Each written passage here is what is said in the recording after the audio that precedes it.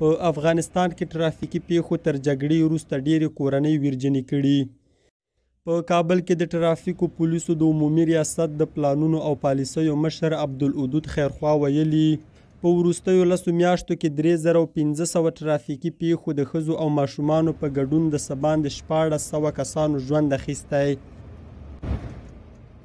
کند او کپر سړکونه د چلوونکو لخوا د ترافیکي نښو نه مراعات کول، د بې تجربې او بې لایسنسه چلوونکو لخوا د موټرو چلول او په بې پروایۍ د موټرو ځغلول هغه لاملونه دي چې ډیر کله مسافر تر منزل نه رسیږي. دا تاسو سره بیاتیتی وشو خو یا د ګاډي چپا کتب ګاډي چپا کې ټکر شو مخامخ تا کې مرجوب لکېږي هغې کې کېږي داسې مرجوب لکېږي چې نو یعنې هغه غوښې هم نه پېژندل کېږي د یو بل داسې لین کې مونږ لیدلي دي نو چا د بیاتیتی د وجې نه. د ماهیپر په لنډو او تنګو تاوونو کې یوازې دا کوچني د ترافیکو تمثیل کوي، د مسلکي ترافیکو سرک نه ښکاري. د کابل جلال آباد پر نرۍ لاره ډیر وخت د موټرو بې لاینه تلل او بې صبرانه له یو بل څخه د مخکې کېدلو هڅه د وژونکو حادثو لامل کیږي.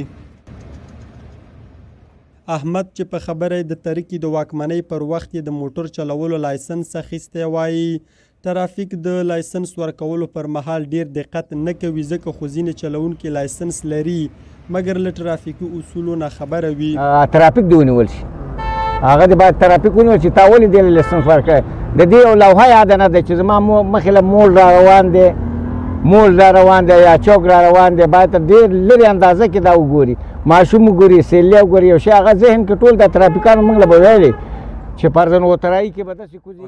خو په کابل کې د ترافیکي پولیسو د پلان او پالیسۍ یو چارواکي BBC ته د ترافیکي پیښو د عامل په اړه ویلي چې موټر چلوونکي په بې پروایۍ موټر چلوي او هیڅ ډول ترافیکي تګلارو او اصولو ته ژمن نه وي.